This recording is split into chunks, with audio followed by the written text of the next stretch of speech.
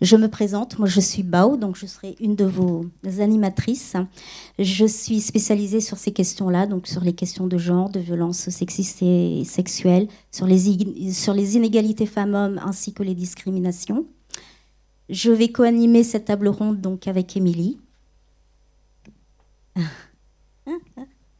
Bonjour. Donc, moi, c'est Émilie. Je suis animatrice aussi de cette table aujourd'hui. Et à côté de ça, donc, moi, j'ai un doctorat de sociologie. Mais j'ai arrêté la sociologie. Et aujourd'hui, je me suis plutôt engagée dans les questions féministes à travers le dessin. Voilà. Donc, je merci Bao pour cette introduction et pour le courage que tu as fait part de nous faire part de tout ça. Donc, aujourd'hui, on va poser une question. On va peut-être présenter nos invités. Oui, sinon on présente d'abord. Voilà. Eh bien, laissons-les se présenter. Ok, je crois qu'il n'y a même besoin. Donc moi, je suis Camille Tallet, je suis sage-femme et ostéopathe à Lyon et je suis la présidente d'une association qui s'appelle Périnée Bien-Aimée. Moi, mon créneau, c'est de prendre en charge les femmes qui souffrent de douleurs gynécologiques. Bonjour tout le monde, donc Charlène, je suis militante à Nous Toutes Run. Pour les personnes qui ne connaissent pas Nous Toutes, donc on a deux objectifs qui sont d'exiger des politiques publiques des moyens efficaces pour lutter contre les violences sexistes et sexuelles.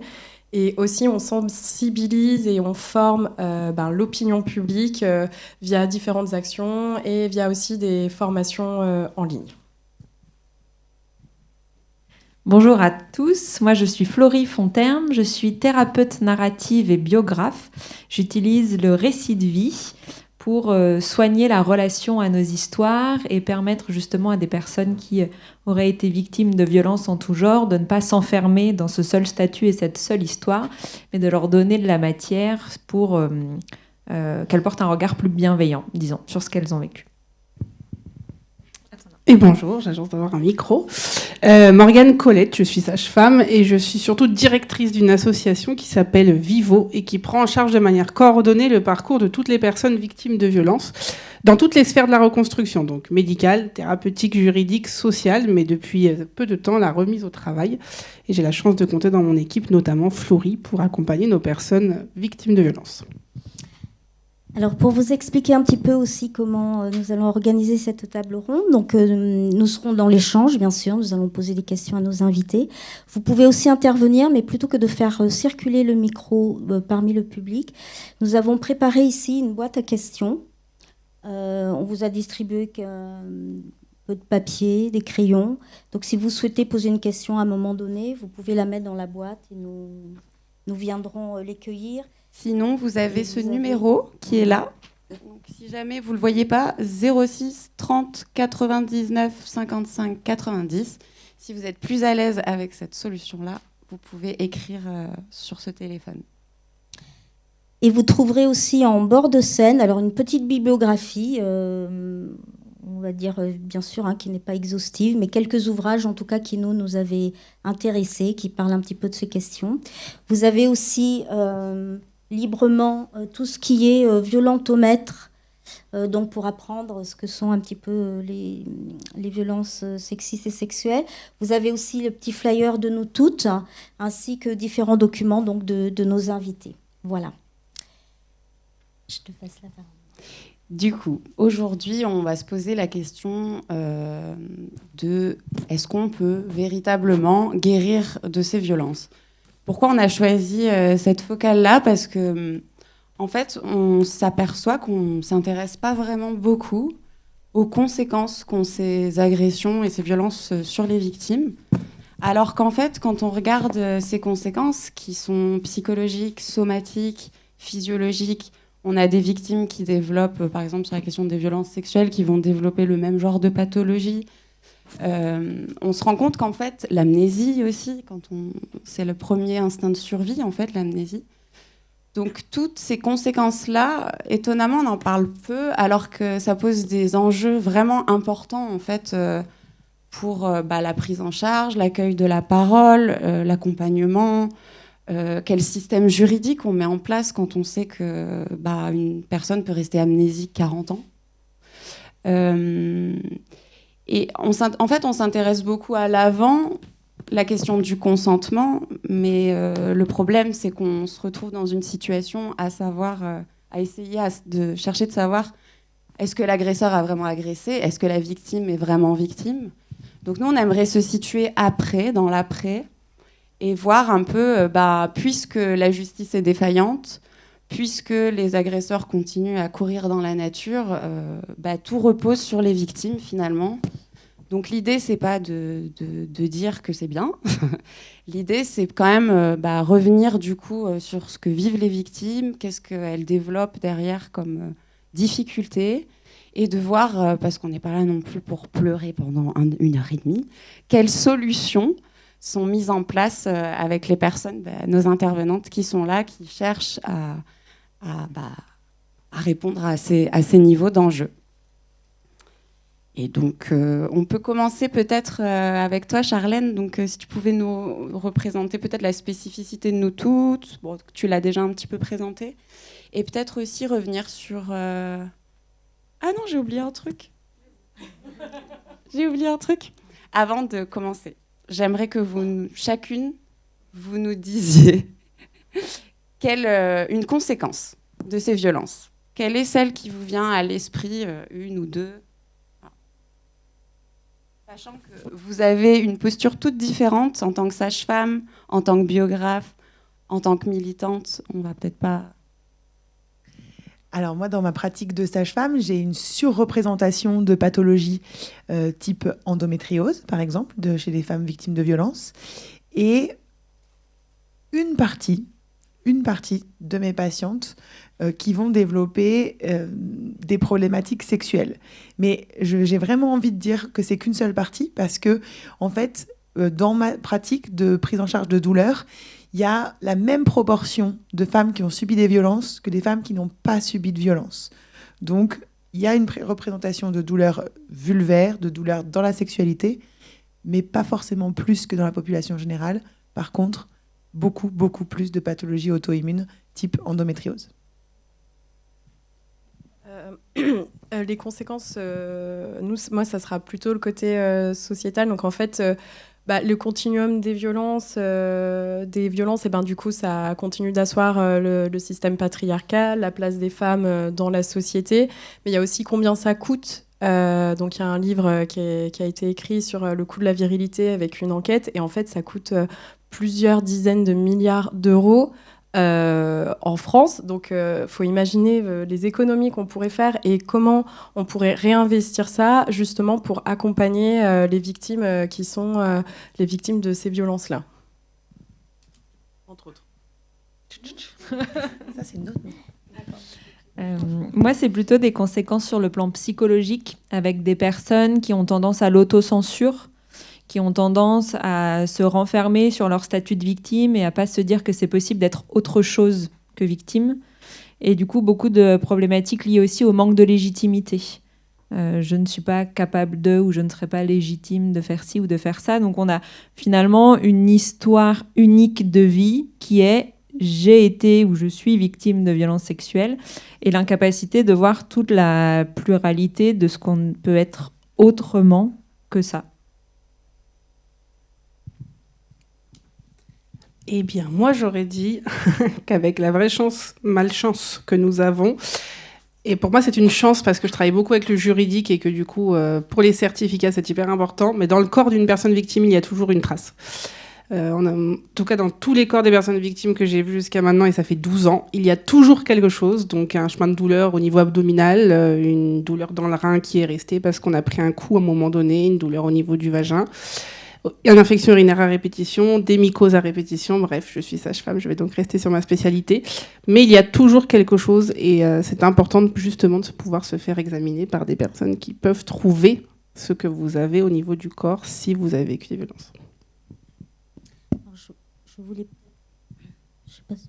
Oui, merci. Je voulais peut-être juste compléter peut-être un petit peu aussi ce panorama. On tenait à vous informer que nous avions essayé aussi de faire venir une association qui parle de l'excision, qui malheureusement était prise, donc n'a pas pu être présente, mais on l'espère sur d'autres éditions. Que ça ne s'arrête pas. Alors aujourd'hui, on va parler surtout du somatique, hein, de ce qu'on peut faire effectivement pour ces solutions-là. Mais une chose qu'il faut qu'on ait aussi en tête, c'est que en France, on parle beaucoup de violence.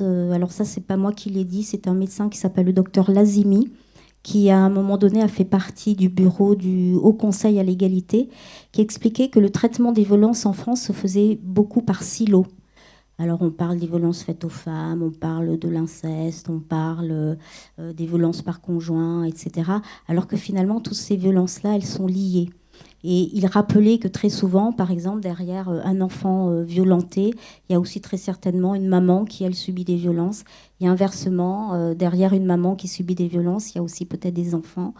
Je lisais en ce moment aussi un autre livre qui expliquait, par exemple, aussi qui avait fait une enquête auprès de ces mères infanticides, par exemple, et qui expliquait beaucoup que dans la majorité de ces mamans infanticides, il y avait derrière aussi des problèmes d'isolement, des problèmes de violence.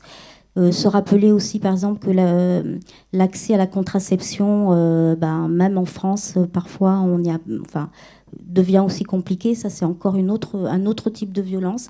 Donc, on ne pourra pas aborder tous les types de violences autour de cette table ronde. Mais en tout cas, avec nos invités, voilà, n'hésitez pas.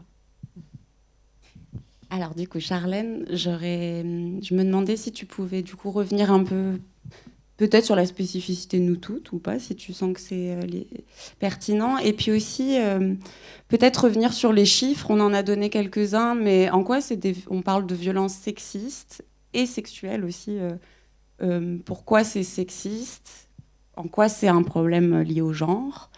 On remarque aussi que souvent, plus la personne est vulnérable, plus il y a de risques pour qu'elle soit victime.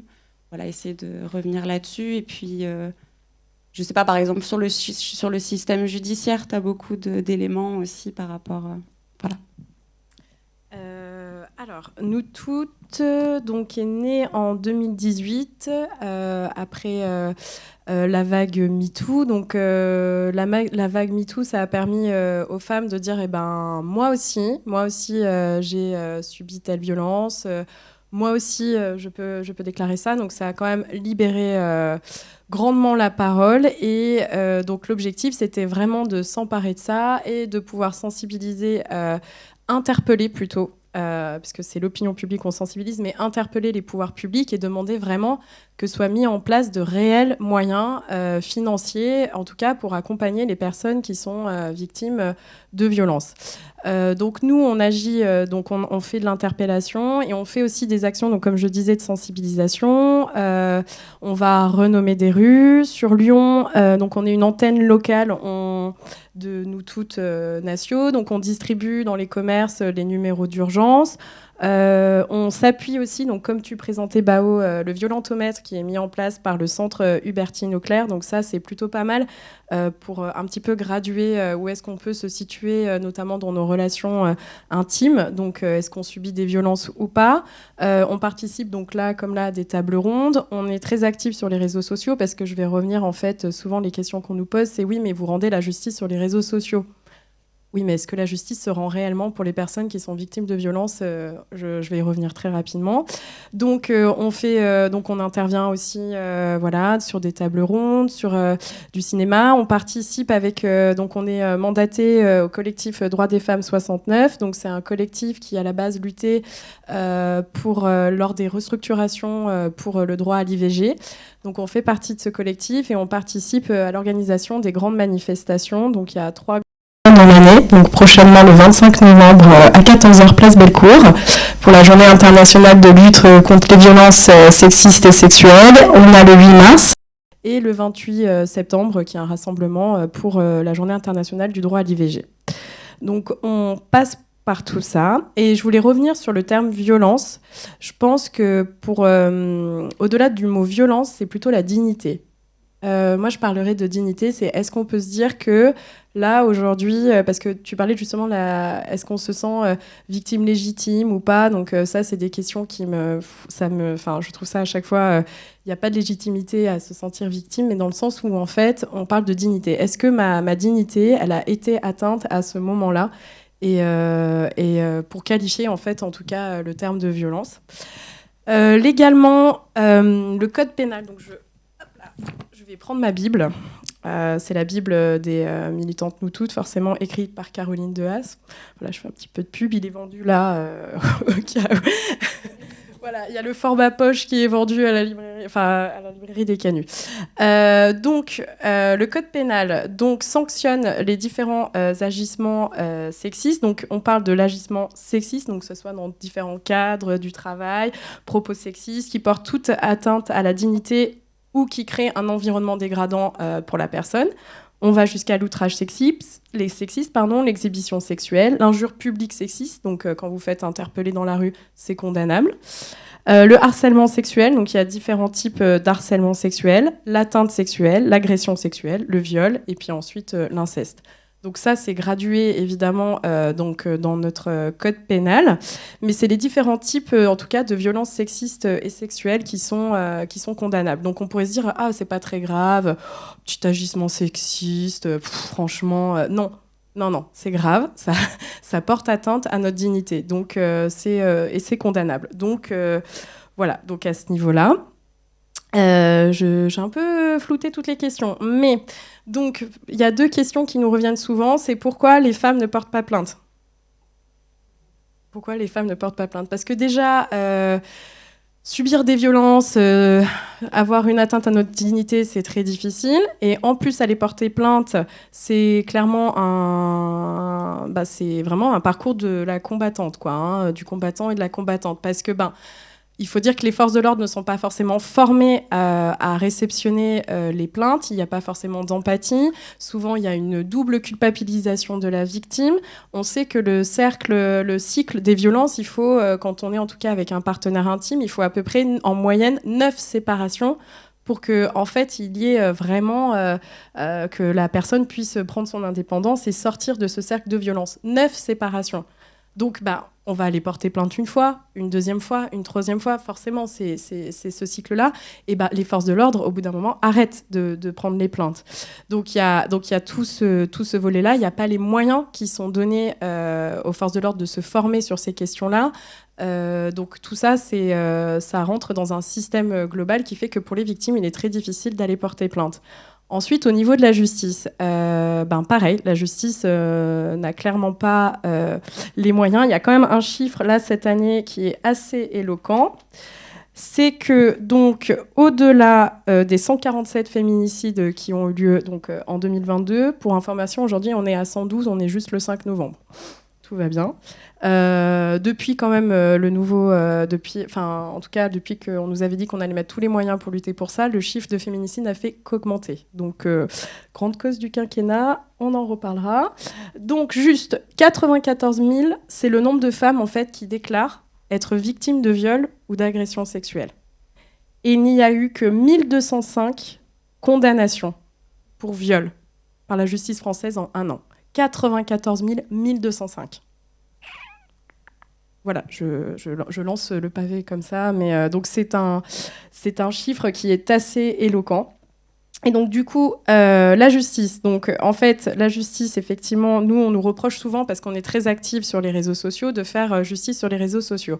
La question, c'est où est-ce que se fait la victime ? À partir du moment où la justice n'a pas les moyens, requalifie les faits de viol en agression sexuelle pour aller beaucoup plus vite, où il y a une disparité entre les territoires, c'est très très très difficile, en tout cas pour les victimes, de rentrer dans ce parcours-là, dans ce schéma, sachant que aujourd'hui, quand même, il faut le dire, il y a un exemple qui est assez troublant, c'est que souvent, il y a l'ordonnance de protection. Je ne sais pas si vous connaissez, ça a été mis en place en 2010, et donc c'est prononcé par le juge aux affaires familiales.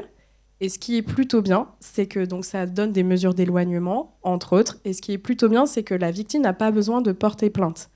Par contre, il faut constituer un dossier avec toutes les preuves, et là encore, on voit que le système est mal fait, puisque c'est souvent les associations qui accompagnent les personnes qui sont victimes, mais elles n'ont pas forcément les moyens humains, logistiques pour pouvoir accompagner sur toute la durée. En fait, elles se substituent à ce que l'État devrait faire. Aussi, ce procédé-là, qui est quand même super bien, n'est pas forcément utilisé par les juges aux affaires familiales. Il y a souvent beaucoup de disparités entre départements et ils vont plutôt avoir tendance à proposer des médiations. Médiation, qu'est-ce que c'est ? C'est qu'on met l'agresseur et la victime dans une salle et on fait en sorte que ça se passe bien, que tout s'arrange. Sachant que la Convention d'Istanbul, donc, qui légifère sur tout ce qui est violence sexiste et sexuelle que la France a ratifiée, exprime clairement que la médiation est impossible en cas de violence conjugale. Mais nous, en France, on continue. Il n'y a pas de souci, c'est pas problématique. J'aimerais juste faire un petit point justement. À l'époque, Nicole Belloubet, donc, qui était la garde des Sceaux, avait lancé un audit interne en 2019, notamment un audit interne sur la justice. Il y a eu 28 analyses de cas d'homicide ou de tentatives d'homicide conjugaux. Et près de 2/3 des victimes avaient subi des violences conjugales. 65% les avaient dénoncées aux forces publiques. Et dans 80% des cas, il y avait une plainte qui avait été déposée. Donc, encore, on parle de chiffres, mais en fait, les chiffres, ils sont éloquents et ils sont assez forts. Du coup, nous, on milite aussi. Alors, ça fait un peu division parfois au sein du collectif, mais ce qui est important, c'est pour la justice restaurative ou la justice transitionnelle, donc, qui est beaucoup utilisée dans les pays, notamment au Canada. Ils sont quand même beaucoup... ils sont très en avance sur nous par rapport à ça. Et ça permet une reconstruction, en tout cas, pour les victimes. Et aussi pour les agresseurs. Je parle pas de reconstruction pour les agresseurs. Attention, hein, ne vous me prenez pas sur mes propos. Mais ça permet de se rendre compte, en fait, de la portée des actes. Et pour les victimes, c'est aussi une forme de reconstruction. Je ne sais pas si j'ai tout balayé, mais je crois que c'est déjà pas mal et je vais libérer le micro parce que je parle beaucoup. Donc, tenez. Merci Charlène. Alors dans ce que tu as dit, nous avons entendu un petit peu tous les mécanismes de ce qu'on appelle la silenciation, les lenteurs au niveau des forces de l'ordre, de la justice, une non-reconnaissance finalement de ce que sont ces violences. D'où peut-être la prochaine question qui porte un peu sur comment finalement on repère les victimes. On a vu aussi qu'il y avait plusieurs types de violences et donc entre les signaux faibles, voire très faibles, voire invisibilisés en fait, et le signal très fort qui peut être une marque corporelle. Quelle est là du coup l'importance de professionnels, par exemple, comme des sages-femmes? Donc du coup là, c'est peut-être deux questions plus spécifiques à l'encontre de Camille et de Morgane. En entendant parler Charlène, la justice, effectivement, on parle de la justice dans 20 à 25% des cas de victimes. Enfin, je veux dire, il faut quand même qu'on en soit conscient. Ça veut dire que où sont les 75% d'autres ? Eh bien, ils sont chez nous, en fait. Et c'est là où je crois qu'il va vraiment falloir qu'on insiste. Et je me permets, et je mets les pieds dans le plat tout de suite, et Florie connaît mon avis sur la question. Les pouvoirs publics n'ont pas du tout travaillé sur la question des soignants, mais en fait les soignants, on est en première ligne, si on est tout à fait honnête, et on s'est rendu compte que plus de 50% des victimes allaient voir des soignants en premier lieu.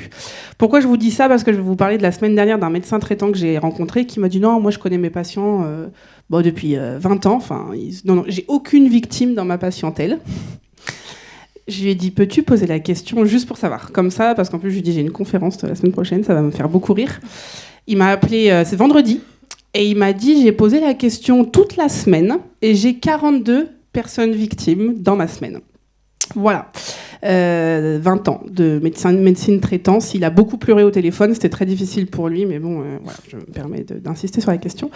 Donc la place des soignants, en fait, elle va être là. Enfin, en tout cas, nous, c'est ce sur quoi on lutte, c'est qu'effectivement, aujourd'hui, comment on repère des victimes ? Parce qu'il faut aller les chercher. En fait, on n'arrive pas en disant bonjour, j'ai mal au dos, j'ai vécu une violence, quoi, ça fonctionne pas comme ça. Donc effectivement, les soignants, pour nous, en tout cas, et notre vision des choses, et mes collègues partageons ça, mais On est effectivement en première ligne, on est là pour les victimes et souvent on les voit, ne serait-ce que pour un suivi médecin traitant, un rhume, un suivi gynéco qui est censé se faire annuellement. Et c'est là qu'il faut qu'on pose la question. C'est là qu'il faut qu'on pose la question et que les personnes victimes puissent se sentir à l'aise, évidemment, de dire bah oui, effectivement, j'ai vécu une violence, mais encore une fois, et là je vais être insistante, ça suffira pas. Ça suffira pas parce que la majorité des soignants ne sont pas formés à la réponse. Voilà. Donc en fait, dire est-ce que vous avez vécu des violences, ça y est, ils sont mieux formés, même si on est 18% en France à faire du dépistage systématique. Mais après, il y a, bah oui, j'ai vécu des violences. Et là, eh ben, c'est bien. Qu'est-ce que, voilà. Vous avez vu un psy? Parce que je suis dans la merde, en fait. Donc voilà, effectivement, on a quand même beaucoup de choses à faire sur la question de la formation, mais aussi sur du soutien.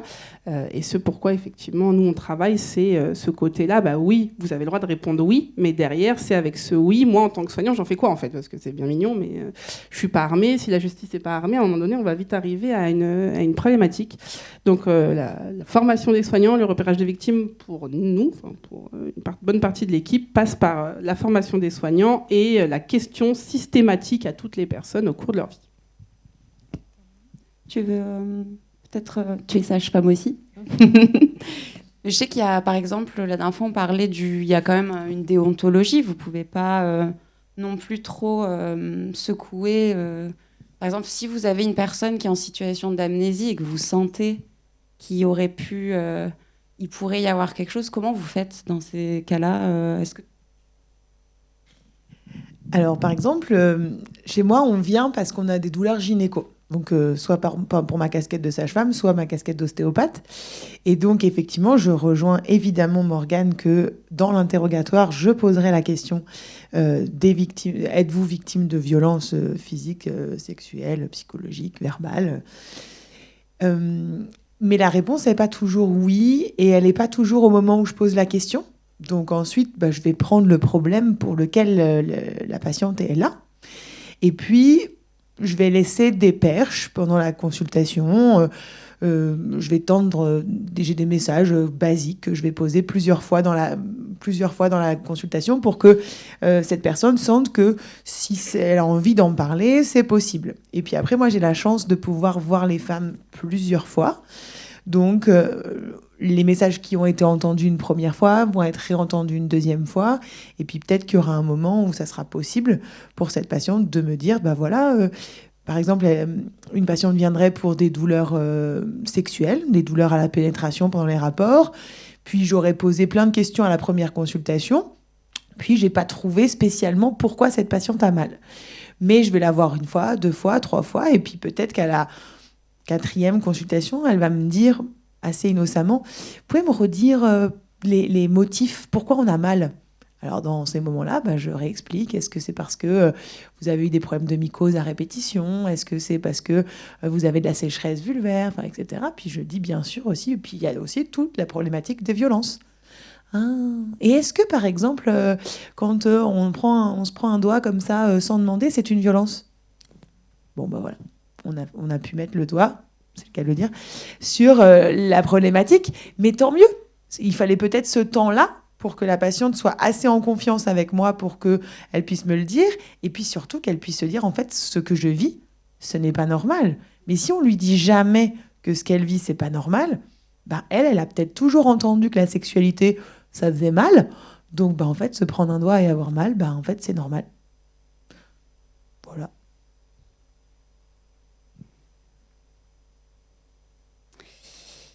Après, on se disait aussi, du coup, quelles solutions sont mises en place parce que, une fois que vous êtes sage-femme, après, ça dépend. Quand on est dans une association qui prend en charge les victimes, peut-être que, du coup, on va aller les orienter là-dessus. Mais voilà, comment on fait après, une fois qu'on a repéré, quelles sont les solutions qui sont mises en place? Donc, je sais que il y a l'escrime pour la question des violences sexuelles, des victimes de violences sexuelles. L'escrime existe. Il y a la psychobox, j'ai entendu parler. Peut-être, et puis peut-être parler aussi ce que vous faites en association. Puis peut-être que toi, Florie, tu peux commencer en tant que biographe, en quoi c'est important de revenir sur la nation. Et puis si tu veux témoigner aussi. Oui, bien sûr. Je rebondis un petit peu sur ce qui a pu être dit déjà sur la notion de temporalité. En fait, il y a un mot qui a été utilisé, c'est le mot reconstruction. Et je crois que c'est ça qu'il faut garder en tête. C'est quel est le parcours de reconstruction d'une personne qui a été victime de violences sexistes ou sexuelles. Et ce parcours, il va être unique en fonction de la personne, en fonction des violences qui ont été subies, en fonction des conséquences de ces violences aussi. Et ça ne va pas durer pareil en fonction des conséquences peut-être corporelles, des conséquences psychologiques. Et donc je crois qu'il faut aussi avoir en tête quand une personne victime de violence ose enfin franchir le pas de dire oui, j'ai été victime de violence, tout ce qui s'est passé dans sa tête avant pour déjà se dire je vais sortir de mon statut de victime finalement, je vais me montrer dans la lumière.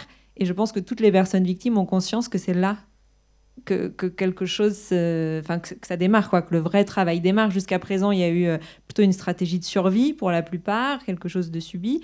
Et là, maintenant, ces personnes décident de le dire et décident de redevenir auteurs de leur vie, décident de faire quelque chose pour aller mieux.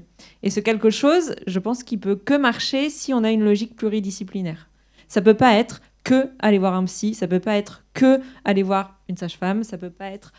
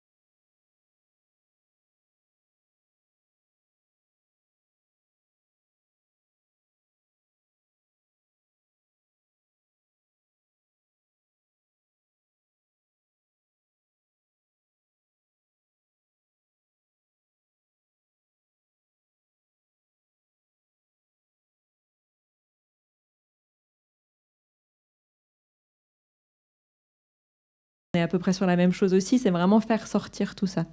Moi, j'interviens plutôt en fin de parcours de reconstruction, c'est-à-dire une fois que toutes les conséquences vraiment corporelles et même psychocorporelles sont déjà bien soignées et que c'est pas retraumatisant de parler en fait de son histoire, puisqu'à travers l'autobiographie restaurative, l'idée c'est clairement symboliquement de faire en sorte que la personne redevienne autrice de sa vie et puisse pas raconter les violences qu'elle a vécues, pas raconter son trauma, mais de raconter tout ce qu'elle a mis en place pour survivre à ça et pour lui prouver que justement, pendant toutes les années, parce que souvent ça se compte en années, elle n'a pas été que victime, elle a été plein d'autres choses. Donc c'est vraiment lui permettre d'écrire sa vie autrement qu'à travers une agression sexiste ou sexuelle.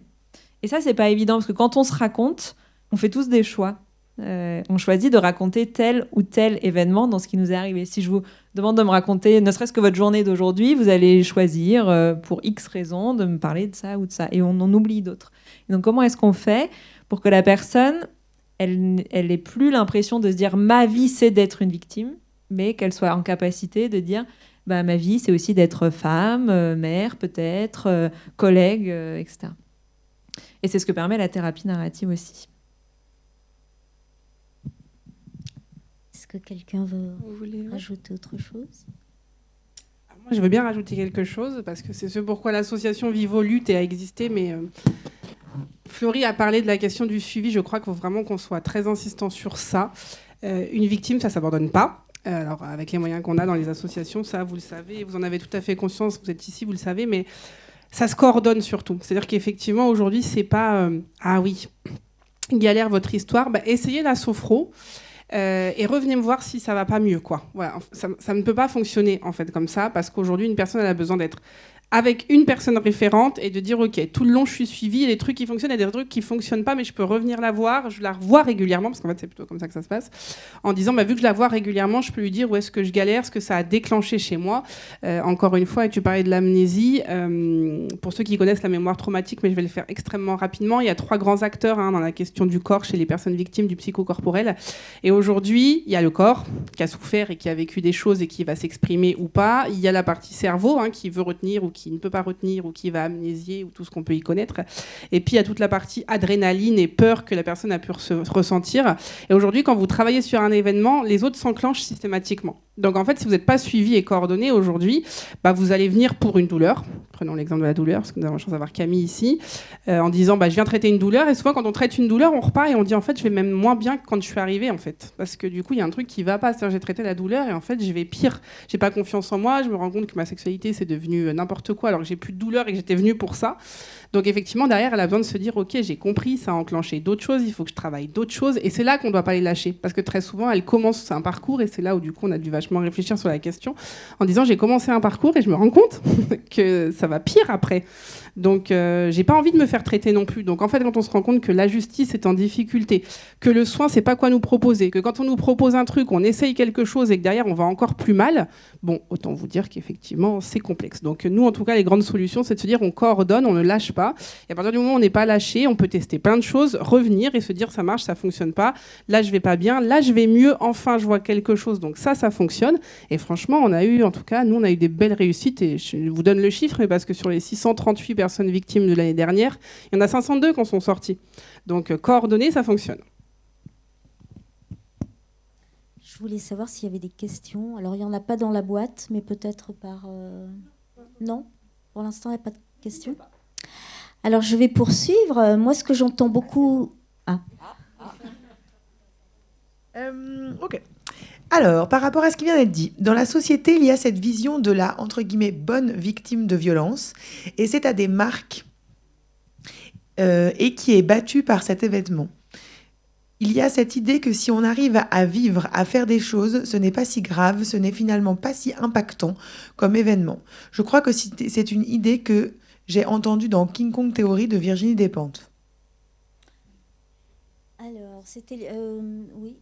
Est-ce que tu peux l'idée de la bonne victime de violence. La bonne victime, ouais.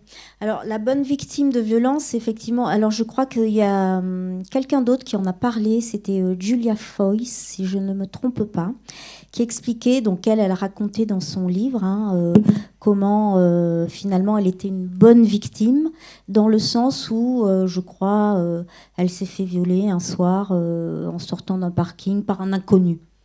Donc, évidemment, c'est l'inconnu, c'est quelqu'un que vous ne connaissez pas. Et puis, finalement, t'étais pas dans ton tort, donc tu es un peu la bonne victime parce que tu es la victime totale, finalement. Voilà, c'est ça, être une bonne victime. Alors, avec les guillemets autour de bonne victime. Hein.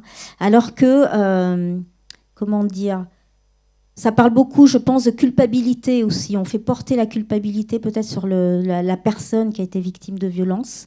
Alors que, très souvent, par exemple, quand vous êtes face à la police ou à la justice, on vous demande aussi si le jour où vous avez été agressé, quelle tenue vous avez portée, est-ce que vous n'aviez pas un peu bu, est-ce que, par exemple, oui, j'ai suivi ce garçon de mon plein gré, et puis finalement, on s'est trouvé au bord du lit et j'ai plus eu envie, mais il a quand même insisté.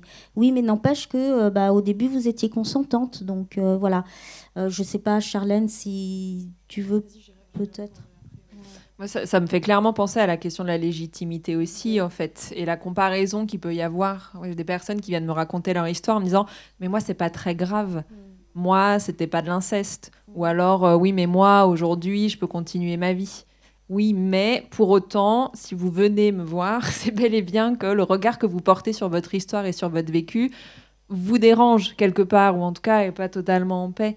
Donc il y a cette comparaison très souvent. Moi, juste pour amener un témoignage, quand je suis allée porter plainte pour une agression sexuelle, la juge d'instruction m'a quand même dit « mais Alors, vous avez fait plein de trucs pour vous reconstruire. Moi, je suis passée par les ateliers d'escrime, voilà, je suis allée voir pas mal de soignants, etc.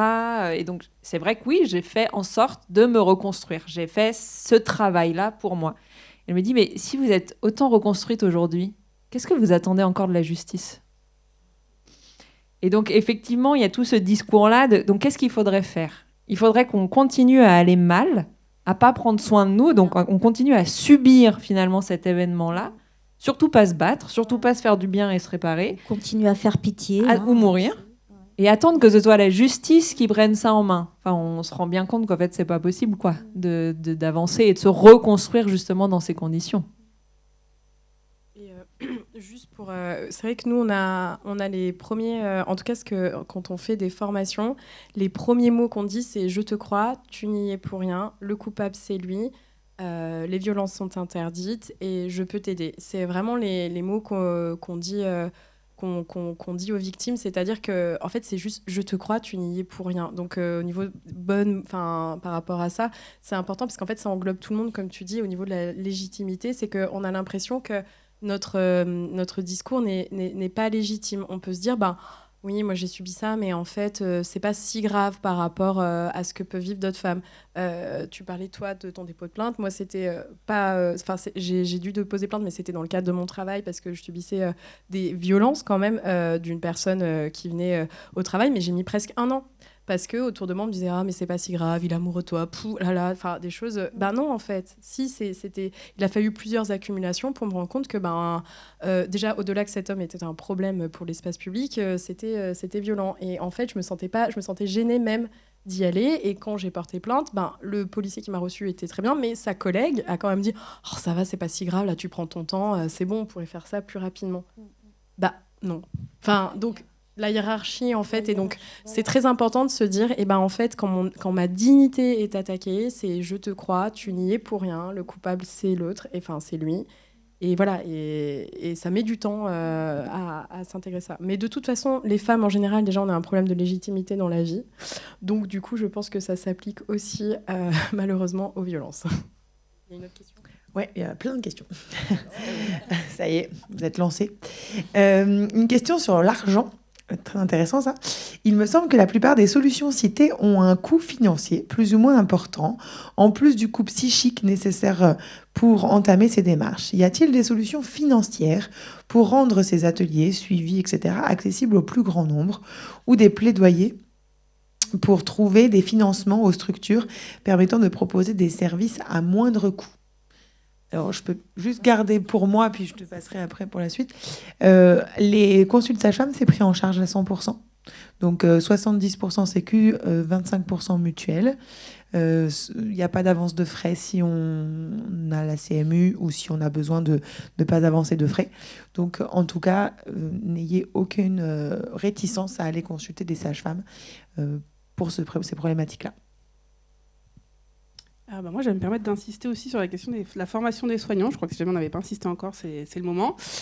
Déjà, pourquoi ? Parce que la majorité des kinés peuvent être ostéopathes. Désolée, Camille, je fais une tendance. Donc, s'ils sont effectivement sensibilisés à la question des violences, ils vont faire des efforts financiers. Les sages-femmes sont remboursées. Les médecins généralistes sont remboursés.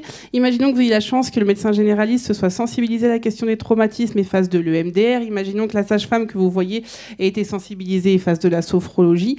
Bref, il y a toujours des moyens de trouver, mais effectivement, il va nous falloir former les soignants qui déjà sont remboursés à vous trouver des solutions effectivement très intéressantes. Et la deuxième des choses, effectivement, c'est le plaidoyer.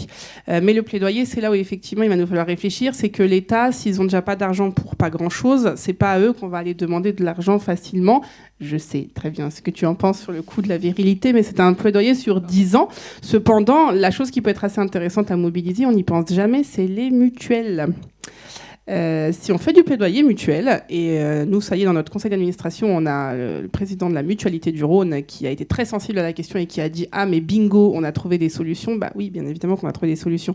Les mutuelles, si vous avez une mutuelle, ils peuvent quand même vous rembourser les soins ostéo, les soins kinés, le MDR pour certaines choses. Si on vient faire du plaidoyer dans les mutuelles, on va pouvoir accéder assez rapidement à des remboursements efficients. Et nous, on a certaines personnes victimes qui ont pu accéder à beaucoup de soins gratuitement. Donc c'est possible, je me permets effectivement je sais pour l'État, et je sais que c'est à l'État de prendre ça en charge, mais c'est vrai qu'on n'y pense jamais. Il y a d'autres acteurs qui peuvent effectivement être des vrais appuis, et il faut y croire. Le plaidoyer peut commencer par des choses peut-être plus simples que l'État qui est à mobiliser et qui est une machine qui demande énormément de temps. Alors oui, il y a des soignants qui sont pris en charge, pour autant c'est un vrai sujet. Enfin, le coût, vraiment. L'association Stop aux violences sexuelles, justement, mène une enquête depuis déjà de très nombreuses années pour connaître sur les participantes aux ateliers d'escrime quel est le montant des soins, en fait, dispensés avant les ateliers d'escrime, et les compare avec le montant cumulé après les ateliers. C'est assez énorme. Et ça, c'est une étude de Violaine Guérin qui, voilà, je ne sais pas encore si c'est sorti ou pas, mais c'est un vrai sujet qui compte. Je trouve qu'un bon moyen, c'est d'aller aussi chercher l'associatif. Tous les collectifs, toutes les associations qui œuvrent justement, là encore, en pluridisciplinaire, ont cette puissance-là, cette force, au fait, d'aller chercher des fonds, d'aller mobiliser un petit peu du mécénat, enfin voilà, avec plein de solutions comme ça. Et là encore, ça permet d'avoir cette force aussi de la coordination, ensuite du suivi. Je voulais aussi peut-être ajouter quelque chose. Alors là, nous sommes en train de parler effectivement du coût de la prise en charge finalement des conséquences de la violence. Mais à mon sens, c'est-à-dire en tant que sociologue aussi spécialiste de ces questions-là, on ne parle pas assez peut-être de prévention. Et la prévention, c'est quoi ? Il me semble que ce sont des questions qui touchent d'abord aussi la société, les citoyens, les citoyennes. Ça passe aussi par l'éducation des enfants, de vos enfants. La prise de conscience aussi finalement de ce que sont toutes ces violences. Ça demande aussi, c'est comment éviter d'arriver à vivre ces violences-là pour ne plus avoir à les prendre en charge finalement. Voilà. Il faut aussi, je crois, qu'on s'empare de la question de la prévention, vraiment. Et de l'élimination finalement de la violence avant même qu'elle n'arrive. Oui, en effet. Je me demandais comment vous survivez en tant qu'asso. D'où viennent vos financements, s'il y en a.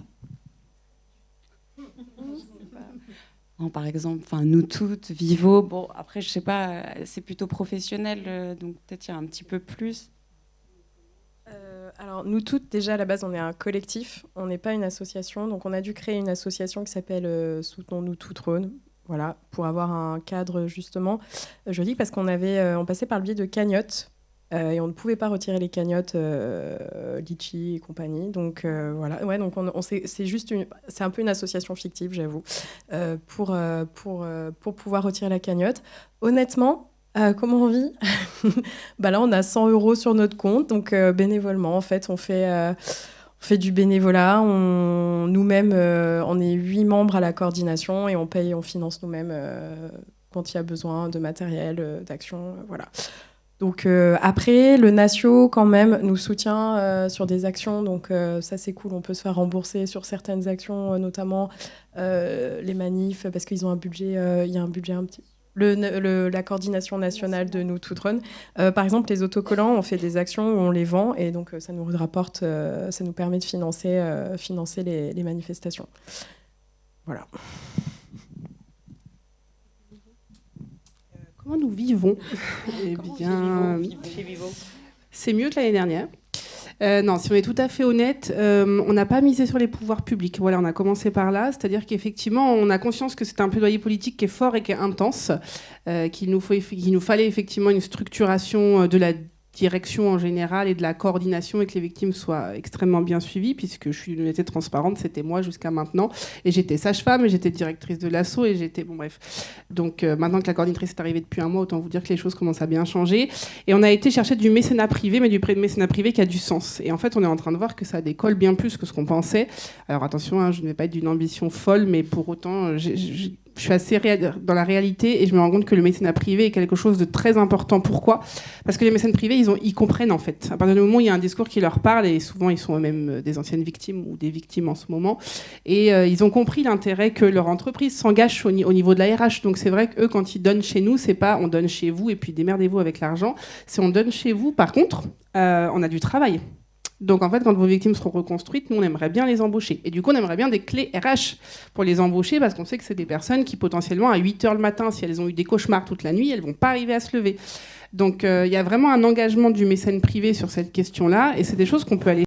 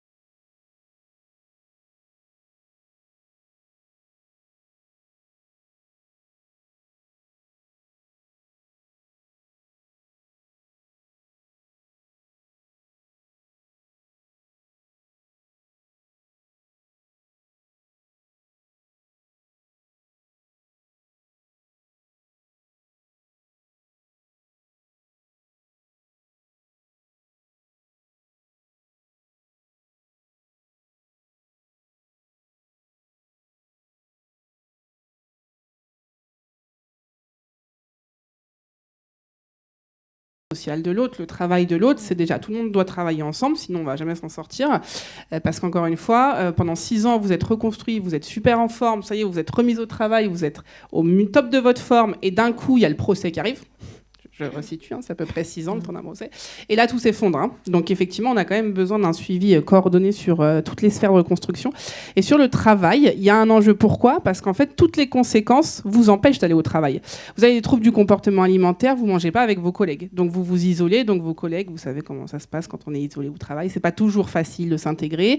Il y a la question des cauchemars. Je ne dors pas de la nuit, je me mets à dormir à 5h du matin. Donc si j'ai pas des horaires adaptables ou je n'arrive pas à m'adapter, c'est sûr qu'à 8h le matin, soyons honnêtes, je ne suis pas frais pour être au travail. Donc on a effectivement des gros enjeux, et pour autant, bien suivi, bien coordonné, et si toutes les RH étaient sensibles à cette question-là, appliquer certaines choses et certaines réflexions au travail, d'ailleurs avec lesquelles j'en parlais beaucoup avec les derniers mécènes, on pourrait arriver à des choses vraiment très intéressantes. Je vais vous donner un petit exemple, parce qu'il y en a qui militent beaucoup pour ça, mais rien qu'une semaine de 4 jours avec des horaires adaptables où c'est le salarié qui choisit quand est-ce qu'il arrive, et des congés menstruels, par exemple, sur des patientes qui ont plus d'endométriose parce qu'elles ont vécu de la violence, ça peut être des petites choses qui peuvent se mettre en place, qui sont assez faciles à mettre en place, et qui pourrait déjà les aider à se remettre au travail. Et puis après, c'est d'avoir aussi une sensibilisation des RH pour expliquer qu'après des violences, 4 ans de trous dans un CV, c'est pas qu'elle a glandé, c'est pas qu'elle a glandé devant la télé ou qu'elle avait autre chose à foutre que travailler, c'est juste qu'elle a mis 4 ans, 6 ans à se reconstruire, et que ça y est, elle est prête, mais que du coup, bah oui, il y a 6 ans de trous dans le CV. Il y a pas mal de questions sur, finalement, aujourd'hui, je suis victime de violences. Qu'est-ce que je fais ? Alors, donc, il y a une question, c'est comment aider les personnes victimes de violences, vers qui les diriger et qui les accompagner ? Comment les accompagner ? Et la deuxième question qui ressemble, c'est aujourd'hui, combien de temps a une femme pour dénoncer des violences, sachant qu'on dit que parfois, il faut 40 ans pour qu'elle s'en remémore. Alors, je ne sais pas si on a vraiment des réponses sur ça. Mais... Alors, il n'y a pas de moyenne. Hein. Pour dénoncer des violences, il n'y a pas de moyenne. Enfin, je veux dire, chacun a son rythme, chacun comme il peut, et chacun quand c'est son temps. Parce que ça aussi, c'est quelque chose qu'on a toujours du mal. Et comment aider une victime ? Ça dépend du besoin. C'est vrai que très souvent, on a tendance à se dire elle m'a dit qu'elle avait vécu des violences. Attends, tu te souviens, qu'est-ce que je dois faire déjà ? Ah ouais, je vais l'emmener à la police. On est d'accord, c'est bon, on l'a tous déjà entendu. Ouh là là, si c'est pas son besoin, objectivement, vous allez passer à côté de beaucoup de choses. Aider une personne victime, je crois que c'est surtout et avant tout savoir si oui ou non, nous, on a déjà vécu des violences, parce que vous serez jamais des sauveurs. Donc effectivement, c'est important de se dire, si je veux aider une personne victime, est-ce que moi j'ai résolu mes propres problématiques ? Et si vous êtes prêt à vous engager sur cette question-là, c'est d'avancer avec cette personne, avec ses besoins. Et donc de comprendre que des fois, elle aura besoin d'être seule, tranquille, de déconnecter son téléphone, c'est pas la peine de la harceler sur son téléphone, elle n'en veut pas, et que des fois elle vous appelle à 4h du matin en vous disant, en fait, je suis au bout de ma vie, je vais pas bien du tout, j'ai besoin de quelque chose, mais je suis pas prête. Donc en vrai, si on veut aider quelqu'un, c'est comment est-ce qu'on apprend à gérer sa frustration et son histoire personnelle avant tout. Mon discours. Merci Morgane. Oui, je voulais revenir sur la question de combien de temps à la personne. En fait, la question il y a vraiment plusieurs temporalités dans la prise en charge de personnes victimes. Il y a toute la temporalité juridique. Et je demandais à Charlène de me rappeler un peu tous les délais de prescription et autres. Donc c'est bien à partir de l'âge de la majorité. Pour les incestes, 40 ans, 30 ans et 20 ans, sinon pour les violences sexuelles. Viol. Pardon, ça peut être moins pour d'autres violences. En tout cas, ça, c'est vrai que c'est souvent une question que les personnes victimes se posent en premier lieu. Est-ce que je suis encore dans les temps ou pas, ou est-ce que j'ai dépassé le délai de prescription? C'est le premier réflexe et malheureusement, c'est dommage parce que ça voudrait dire que la toute première action à mettre en place, c'est la justice. Or, ça se prépare.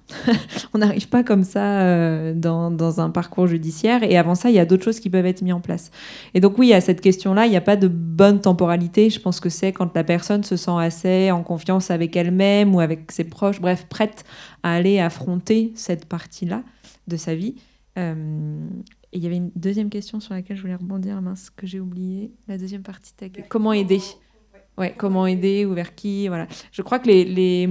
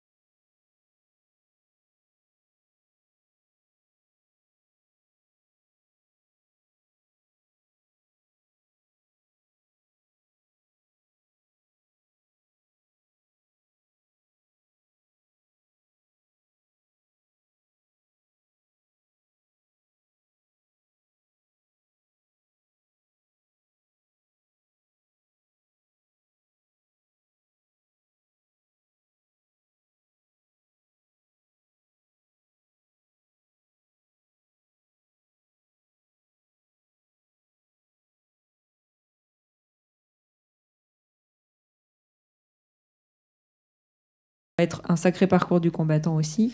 Voilà. Oui, parce que quand on regarde les chiffres au niveau des enfants, on serait étonné à quel point il y a beaucoup de filles et de garçons, en fait. Oui.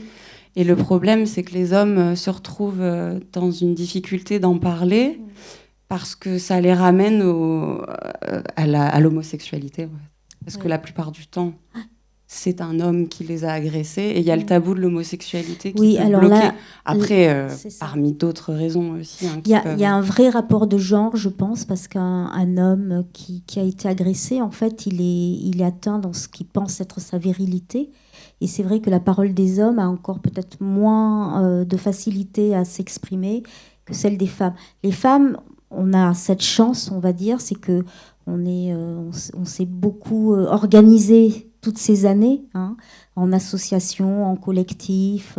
On sait que éventuellement, effectivement, voilà, il y a Nous Toutes, il y a Solidarité Femmes. Enfin, il y a beaucoup d'associations effectivement, mais parce que ça fait des années, des décennies, on va dire que les femmes se battent aussi sur ces questions-là. Et voilà, il faut que les hommes aussi pensent que c'est par le collectif aussi, je pense, parce que moi, ce que j'entends beaucoup aussi, c'est que c'est un vrai travail sur soi. Alors, c'est beaucoup l'individu, en fait, qui porte la responsabilité, effectivement, de faire tout ce travail-là, de penser à vers qui je vais me tourner, qui est-ce que je vais appeler, est-ce qu'il faut que je porte plainte, etc. Mais penser aussi collectif, parce que je pense que c'est ce qui fait la force, finalement, de nos solidarités, c'est que ça nous permet de ne pas porter ça tout seul, ou toute seule, et aussi de penser que toutes ces violences-là, ce sont aussi des violences, et d'abord, je dirais, des violences sociétales, c'est-à-dire des rapports de domination et qui font que la personne s'est permise ça parce qu'elle a pensé que tu étais faible, et elle a pensé qu'elle était plus forte que toi, et que tu avais peur d'elle, et que tu as peur de toute façon d'aller porter plainte, et que tu as peur de parler. Et c'est sur ça. Un des livres, là, Amour en cendres, saisit aussi la question de ce qu'on appelle la stratégie de l'agresseur. C'est toutes ces mécaniques-là, voilà, qui sont en fait des rapports vraiment de domination et de pouvoir. Donc qu'on soit femme ou homme victime, en fait, ce sont quand même les mêmes mécanismes aussi. Quand tu parles justement de collectif, nous, vraiment, le fait de militer ensemble, d'être sur l'espace public, de se réapproprier tout ça, c'est vraiment quelque chose qui donne de la force. Et souvent, ce que je remarque, c'est qu'on n'a pas besoin de se parler pour se comprendre. Quand il y a des militantes qui arrivent, on sait, en fait, on se regarde et on sait et on avance ensemble. Et c'est vrai que cette colère, parce qu'on a aussi de la colère en nous contre ce système-là, ça fait du bien de pouvoir aussi la crier, de pouvoir la sortir. Et c'est totalement légitime, notamment dans ces moments-là, de pouvoir se réapproprier l'espace aussi par des collages. Enfin, il y a plein de techniques, mais ça, en tout cas, ça dépend pour qui, mais ça peut faire beaucoup de bien. Et donc, c'est très important. Enfin, en tout cas, pour nous, c'est important aussi, ce côté-là. Et je pense qu'il est important aussi d'inscrire ce collectif aussi, parce que très souvent, on entend, parce qu'évidemment, comme nous sommes nombreuses, on se dit, voilà, c'est la guerre des sexes, ce sont les femmes contre les hommes. C'est pas ça du tout. C'est vraiment un collectif de solidarité, et pour se rendre plus forte, oui, mais pas forcément contre un ennemi qui serait l'homme, le masculin, c'est pas ça. C'est contre la violence patriarcale, et quand on dit patriarcale, c'est-à-dire qu'il y a des hommes aussi qui sont victimes de ce système-là. Je voulais juste transmettre un petit quelque chose, parce que c'est vrai que j'entends dans toutes ces questions-là une notion assez importante. Les avocats sont très très bons pour en parler, ils auraient été bien mieux que moi pour en parler sûrement. La justice maltraite les victimes pour une bonne raison, et je voulais quand même qu'on en parle tout de suite. C'est qu'on a oublié à quoi servait la justice, parce qu'on nous l'a peut-être même jamais expliqué. Et c'est là où du coup c'est hyper important d'être préparé à la question de la justice. La justice ne dira jamais « oui, vous êtes victime ». C'est pas son rôle, en fait, ça ne l'a jamais été. Et la problématique, c'est qu'on a beaucoup de personnes victimes qui y vont en se disant « c'est ça que j'attends ». C'est qu'on légitime que je sois une victime. Sauf que le rôle de la justice, c'est de dire « est-ce que ce qui s'est passé, j'ai assez de preuves pour dire qu'il y a culpabilité ou pas ?» Et ça, c'est hyper important, parce que très souvent, on a des victimes qui arrivent chez nous effondrées, qui sont allées voir en premier lieu le juridique en nous disant « c'est bon, vous voulez quoi ? De toute façon, ça va pas m'aider à me reconstruire, ça m'a démoli, ça m'a détruit. Qu'est-ce que vous attendiez de la justice ?» Et quand elles nous disent « j'attendais de la justice qu'elle me dise que j'étais victime. » D'accord. Et là, c'est là qu'effectivement est aussi l'écueil, et c'est pour ça que je répète, il y a plein de solutions, et que c'est un des chemins de reconstruction, mais dans tous les cas, tout se prépare. Voilà, et c'est pour ça que la question de la temporalité, la question de qui, quoi, quand, comment, c'est surtout quand est-ce qu'on est prêt à, quand est-ce qu'on est prêt aussi à être informé de ce dont on a besoin, parce qu'aujourd'hui, on parlait de la légitimité, on parlait de plein de choses, mais encore une fois, je voulais revenir sur ça, la justice n'est pas là pour légitimer une victime. Je crois qu'on peut quand même dire qu'il y a des étapes ou des phases par lesquelles passer dans son parcours de reconstruction. On entend qu'il y a la partie corporelle, en fonction des conséquences que chacun peut avoir, donc plutôt médicale. Je pense qu'il y a la partie psychologique aussi, où là, on ne peut pas faire sans, parce qu'une personne victime, souvent, s'est construite dans des mécanismes qui ont été des mécanismes de défense, mais qu'il faut apprendre à déconstruire, voilà, pour les recréer de façon plus saine, disons. Que le juridique peut arriver aussi, parce que c'est très important quand même de faire condamner l'agresseur, mais que tout ça va se faire dans une temporalité différente, avec une priorisation qui ne sera pas la même en fonction des personnes. Alors, il nous reste peut-être 10 petites minutes. On va prendre une dernière question pour nous permettre d'y répondre. Là, on en a une sur un aspect qu'on n'a peut-être pas, on n'a pas trop discuté. C'est sur la question intergénérationnelle. Et donc, alors c'est pas la question, je vous la lis. Comment aborder avec un parent, une mère, un père, son histoire, le fait qu'on a vécu une violence sexuelle alors qu'on s'est tu pendant des années et qu'il ou elle risque de s'en vouloir de n'avoir rien vu. Donc voilà. Après, ça ramène à la question intergénérationnelle aussi.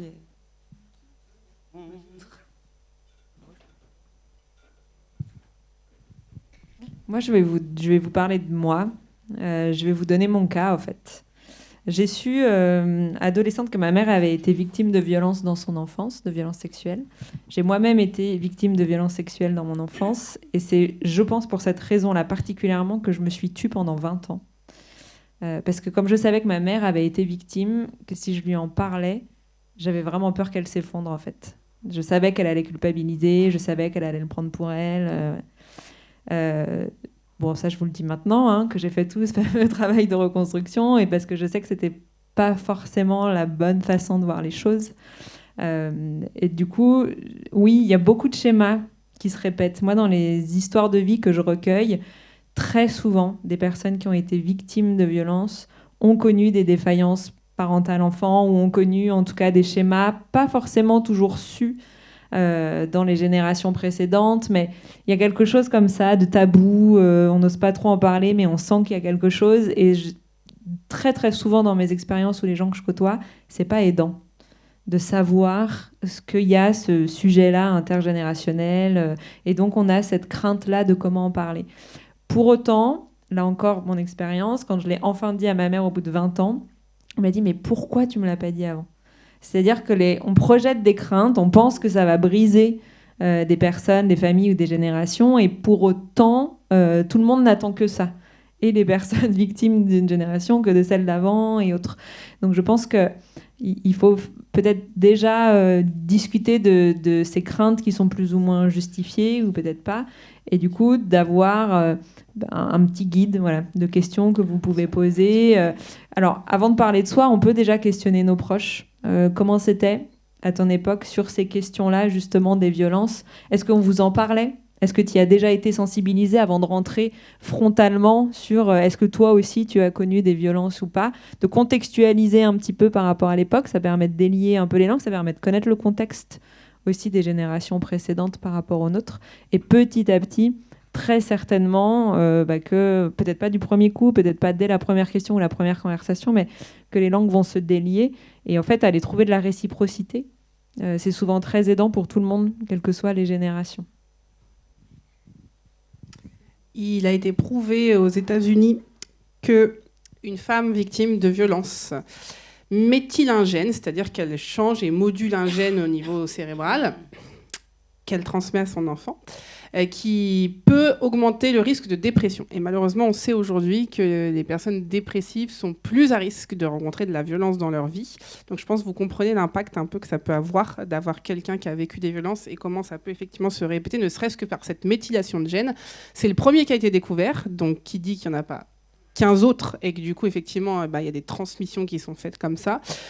Pour autant, je rejoins Florie sur la question de, oui, un tabou, ça se brise, et on peut être le premier à briser ce tabou-là, et du coup, à faire évoluer une famille. Mais encore une fois, qu'est-ce qu'on en attend? Parce que qu'on soit d'une transparence totale, la personne en face réagira jamais comme vous aimeriez qu'elle réagisse. Ça peut être très positif, et vous n'étiez pas attendu à ça, comme ça peut être très négatif, et vous vous attendiez pas à ça. Mais en face de vous, vous avez quelqu'un qui, potentiellement, elle est même trauma, et n'a peut-être pas travaillé dessus. Donc c'est vrai que ça se prépare. Amina. Une dernière question qui est, donc je la lis. Vous évoquez l'homme qui a été agressé sexuellement par un homme. Que pouvez-vous nous dire sur le fait que ce soit une femme, une mère qui abuse de son fils? C'est 15%, c'est ça, les chiffres? Alors, les chiffres, ça, par exemple, je crois avoir 15%. Alors c'est vrai que sur la violence des femmes, on en parle assez peu parce que c'est encore là aussi, on va dire, un préjugé sexiste. C'est-à-dire quand on est femme, d'autant plus quand on est mère, il faudrait qu'on soit douce, que voilà. Or oui, il y a aussi de la violence du côté des femmes. Par contre, sur les chiffres, moi je les ai pas du tout, je sais pas. Ouais.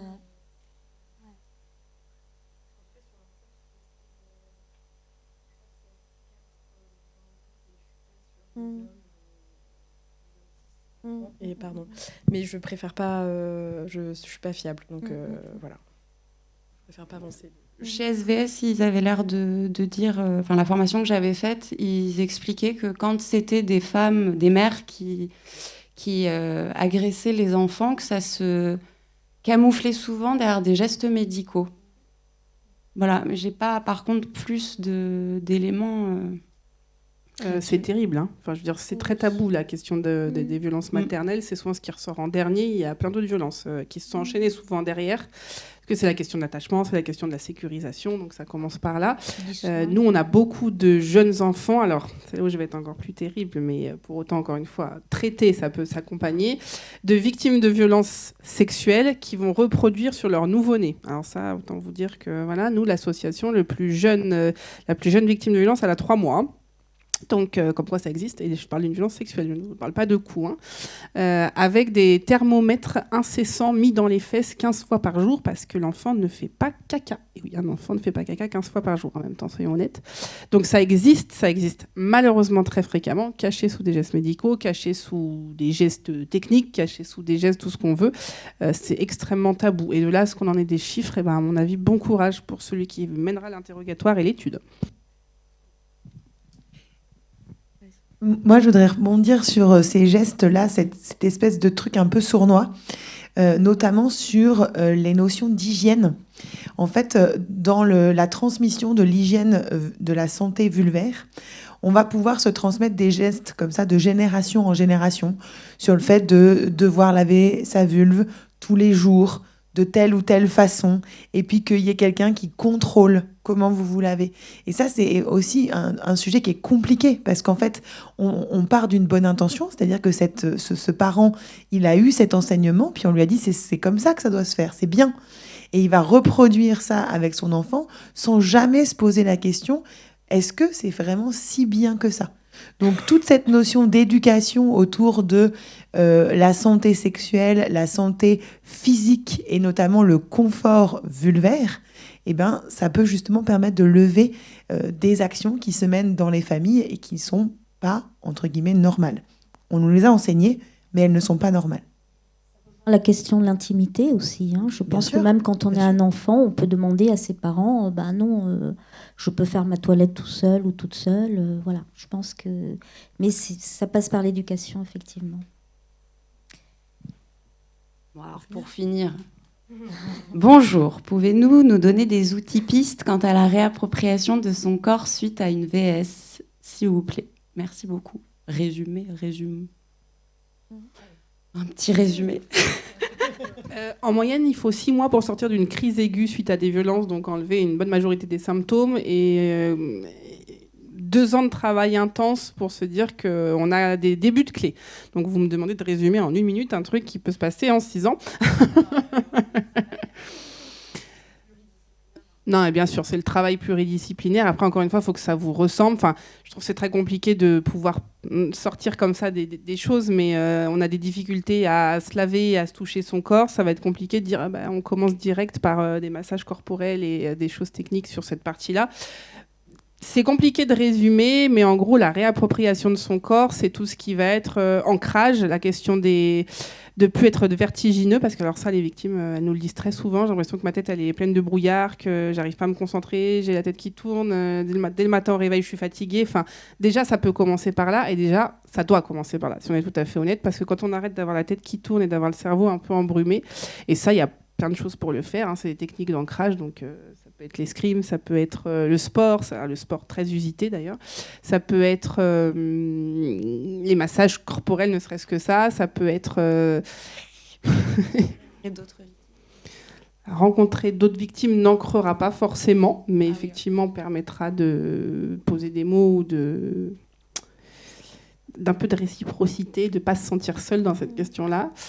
Bon, il y a plein de techniques. Après, c'est tellement dépendant de chacun et c'est tellement très individuel que ça va être compliqué de vous le dire. Mais voilà, ça commence à minima par l'ancrage et arrêter et être présent, quoi. Être juste là, déjà, c'est déjà pas mal. Et ça, c'est vrai qu'on a beaucoup de victimes qui ne le sont pas.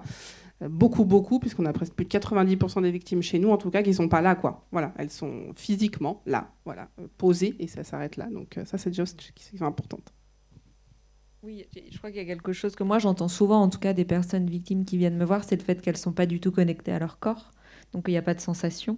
Du coup, il faut réapprendre petit à petit à réactiver un système un peu nerveux, voilà, avec un peu d'automassage, pas de quelqu'un d'autre. Il y a beaucoup de travail à faire sur le souffle aussi, parce que ça, souvent, on se rend compte qu'il y a une mécanique du souffle qui peut s'inverser. Donc, se réancrer à travers son souffle, apprendre à poser ses limites aussi corporellement. Quelle est notre sphère ? Est-ce qu'on est capable de dire à quelqu'un qu'il est trop près ou pas et de se faire respecter là-dessus ? Donc voilà, ça c'est déjà un territoire en fait à reconquérir aussi. Voilà. Et moi j'aimerais dire un mot par rapport à nous soignants. Ce que a initié Morgane sur l'information de la formation. En fait, je crois qu'il faut que vous sachiez qu'on est très mal formés. très très mal formés. Donc en fait, il y a plein de moments où vous allez vouloir dire quelque chose et puis nous, on ne saura pas quoi en faire. Ou on va être clairement mauvais. Ou on va vous répondre un truc terrible pour vous. Et je crois qu'il faut que vous gardiez l'espoir et l'énergie pour aller voir quelqu'un d'autre et pour continuer de taper à une autre porte. D'accord ? Et vraiment, je sais que c'est dur pour vous, mais je dédouane pas forcément les soignants. Hein, mais sachez que malheureusement, on a aussi le bagage qu'on nous a transmis. Et puis des fois, on fait l'effort d'aller chercher plus loin. Puis des fois, parce que ça nous arrange bien, certainement, on va pas plus loin. Voilà. Mais j'aimerais vraiment vous transmettre ce message de continuer à aller chercher des soignants pour pouvoir vous prendre en charge si vous êtes victime de violences, parce qu'il y en aura forcément qui vont pouvoir répondre à vos questions. Et j'en profite pour vous proposer, sur le site de l'association de Périnée Bien-Aimée, vous avez un annuaire de professionnels formés à la prise en charge des douleurs gynéco. Donc moi, c'est que dans cette optique-là, hein, c'est sur les douleurs gynéco. On a ce bagage de poser la question sur les violences, mais on n'a pas forcément toujours le bagage nécessaire pour bien vous accompagner. Mais en tout cas, on est formé sur les prises en charge des douleurs vulvaires.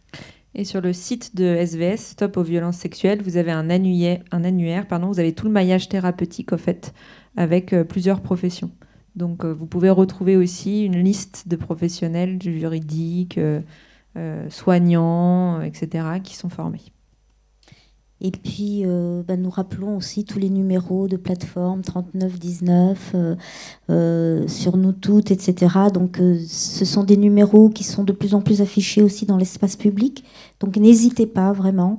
Ça a le mérite quand même d'exister, même si effectivement, parfois le recueil de la parole se fait mal, etc. Mais voilà, c'est quand même important de le rappeler. Si on conclut ou pas, mais j'avais envie de reboucler un peu parce que finalement la question que tu as posée initialement, c'est peut-on guérir de violences sexistes et sexuelles ? Moi, je suis un peu dure parfois, mais je suis pas sûre qu'on puisse en guérir parce qu'honnêtement, on vit toujours avec. En revanche, on peut se réparer. On peut réparer vraiment certaines de ces blessures, certains de ces mécanismes. On peut apprendre à se reconstruire d'une certaine façon. On peut se réapproprier nos vies. Ça prend du temps, on n'a peut-être pas eu des paroles hyper positives tout le temps aujourd'hui, mais c'est réellement possible. Moi, j'accompagne beaucoup de personnes qui ont réussi et qui, après, sont très fières de pouvoir se raconter, de pouvoir témoigner, de pouvoir aussi prouver à d'autres que c'est possible de vivre autrement. Donc, le mot guérison, je ne sais pas si c'est toujours le bon. Reconstruction, en tout cas, c'est possible. Merci beaucoup. Nous finirons sur ces mots effectivement plutôt optimistes quand même. Mais voilà, je pense que pour les prochaines éditions, on aura d'autres approches éventuellement aussi, parler du juridique, de la justice, etc. Je pense que le terrain est malheureusement assez large pour qu'on en reparle à nouveau très prochainement. Et en tout cas, merci à vous de nous avoir suivis tout au long de cette journée ou même simplement pour quelques heures. Et prenez soin de vous.